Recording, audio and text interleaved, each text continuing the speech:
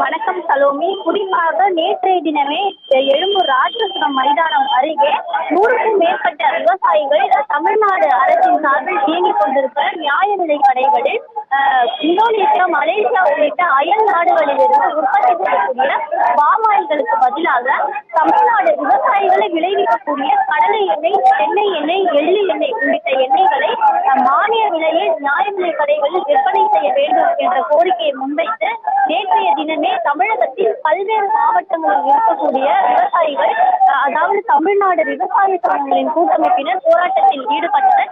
நேற்றைய தினம் காலவரையற்ற உண்ணாவிரத போராட்டத்தை விவசாயிகள் துவங்கிய நிலையில் அனுமதி தர காவல்துறையினர் போராட்டம் நடத்த அனுமதி தராததால் விவசாயிகள் கைது செய்யப்பட்ட அருகில் உள்ள சமுதாய நலக்கூடத்தில் தங்க வைக்கப்பட்டிருந்தனர்.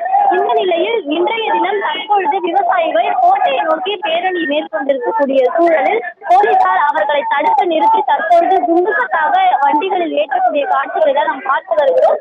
திமுக அரசானது கடந்த 2021ஆம் ஆண்டு சட்டமன்ற தேர்தல் அறிக்கையில் 66வது வாக்குறுதியாக தேங்காய் எண்ணெய் விவசாயிகளிடமிருந்து கொள்முதல் செய்யப்பட்டு நியாய விலை கடைகளில் மானிய விலையில் விற்கப்படும் என உறுதி அளித்ததாகவும், கடந்த 30 ஆண்டுகளாக தமிழ்நாட்டில் உள்ள தென்னை விவசாயிகளும் விவசாய சங்கங்களாலும் தொடர்ச்சியாக இந்த கோரிக்கையானது முன்வைக்கப்பட்டு வரக்கூடிய சூழலில் திமுக தனது தேர்தல் வாக்குறுதியில் இதை அறிவித்திருக்கிறது.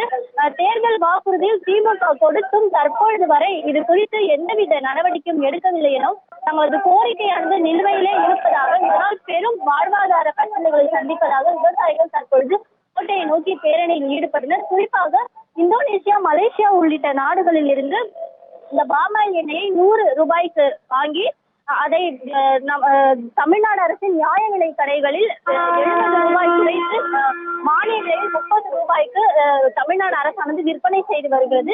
இந்த நிலையில் அயல் நாடுகளிலும் இருந்து பெறப்படக்கூடிய இந்த எண்ணெய்களை விவசாயிகள் விளைவிக்கக்கூடிய எண்ணெய்களையே தற்பொழுது நியாய விலை கடைகளில் விற்கப்பட வேண்டும், விவசாயிகளின் வாழ்வாதாரத்தை காப்பாற்ற வேண்டும் என்ற கோரிக்கையை முன்வைத்து தற்பொழுது விவசாயிகள் கோட்டையை நோக்கி பேரணியில் ஈடுபட்டனர். கடந்த 2019 ரூபாய் 20க்கு விற்று கொண்டிருந்த தேங்காய் எண்ணெயானது 10 ரூபாய்க்கு மட்டுமே தற்பொழுது விற்பனை ஆவதாகவும், 22 மாவட்டங்களில் உள்ள தமிழ்நாட்டில் 20 லட்சம் தென்னை விவசாயிகள் இதனால் மிகவும் கடுமையான நஷ்டத்தில் இருப்பதாகவும், நிலக்கடலை விவசாயிகள் பறிக்கக்கூடிய விவசாயிகள் கூலி கூட கிடைக்காமல் பெரும் கஷ்டத்தில் இயங்கி வருவதாகவும், தொடர்ந்து வலியுறுத்தியுமே விவசாயிகளின் வாழ்வாதார பிரச்சனைகளை கருத்தில் கொள்ளாமல் தமிழக அரசானது தொடர்ந்து இது போன்று இவர்களது கோரிக்கையை அலைக்கழித்து வருவதாக தற்போது விவசாயிகள் கோட்டையை நோக்கி பேரணியில் ஈடுபட்டனர். கோட்டையை நோக்கி பேரணியில் ஈடுபட்ட விவசாயிகளை சேப்பாக்கம் மைதானம் அந்த அருகேயே தடுத்து நிறுத்தி போலீசார் தற்போது குண்டுகட்டாக கைது செய்து வண்டியில் ஏற்றி அருகில் உள்ள சமுதாய நலக்கூடத்திற்கு அழைத்து சென்றிருக்கிறார். சலோமி.